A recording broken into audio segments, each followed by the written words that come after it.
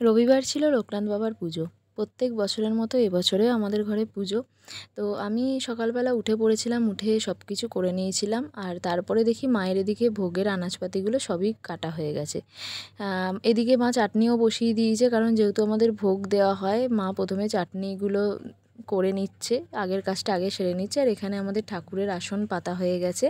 আমার কাজ ছিল স্নান টান করে এসে ঠাকুরের দিকটা জোগাড় করা।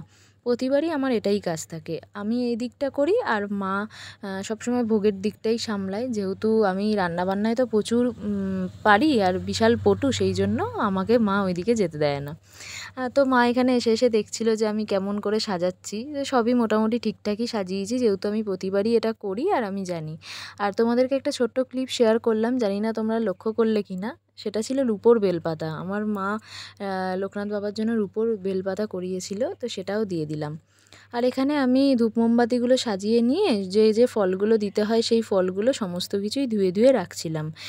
যে ফলগুলো লোকনাথ বাবার পুজোতে না দিলেই নয় আমি শুনেছি, যেমন জাম, আম, তালশাঁস, লিচু, এগুলো সবই দিতে হয়। আর আমি সবই সুন্দর করে সাজিয়ে নিচ্ছিলাম। তো এই দিকের কাজটা আমার ছিল। আর যে কোনো পুজোতে আমি একটা কথা না বললেই নয়, যে কোনো পুজোতেই যখন বাবাকে কোনো কিছু দায়িত্ব দেওয়া হয় যে তুমি এগুলো এগুলো আনবে, তো সেই দিকটাতে আমাদের কোনো দিনই দেখতে হয় না, কারণ এত সুন্দর করে গুছিয়ে আনে যে সব কিছুই হাতের কাছে পেয়ে যাই। তো দেখো, এখানে মিষ্টি আনতে বলা হয়েছিল, বাবা যে কত রকমের মিষ্টি এনেছিল তার কোনো ঠিক নেই, কারণ সব কিছু গুছিয়ে এনেছে। আর মিষ্টির দিকেও যেরম এই পুজোতে মাস্ট হচ্ছে আমিত্তি, তারপরে আর যেগুলো দেওয়া হয় সন্দেশ, এইগুলো সবই এনেছিল। আর আমি ওদিকে করে এসে দেখি মার এর মধ্যে এত কিছু হয়ে গেছে, এদিকে ভোগ বসাচ্ছে, পায়েস, ভাজা সব রেডি।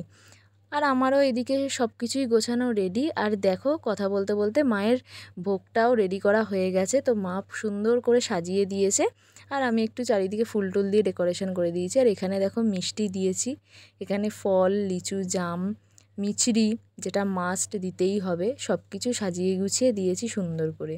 আর এত সুন্দর লাগছিল, তোমাদেরকে বলতেও ভুলে গেছি যে আমি সুন্দর করে চন্দন দিয়ে ভালো করে এঁকে দিয়েছিলাম ঠাকুরের কপালে।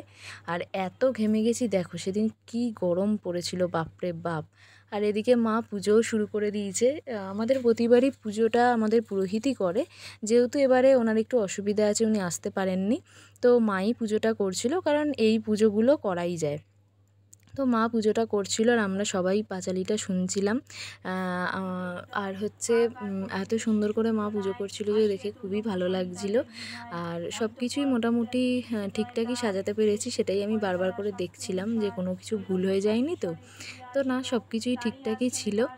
আর এখানে মার পুজোটা হয়ে গেছে, পাঁচালি পড়াও হয়ে গেছে, ঠাকুরের যেগুলো থাকে সেগুলো করা হয়ে গেছে। ধূপ দ্বীপ দেখিয়ে মোটামুটি পুজোটা শেষ।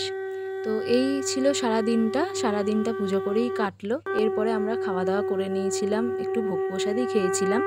তো কেমন লাগলো তোমরা অবশ্যই জানিও, ভালো লাগলে চ্যানেলটা অবশ্যই সাবস্ক্রাইব করো। টাটা।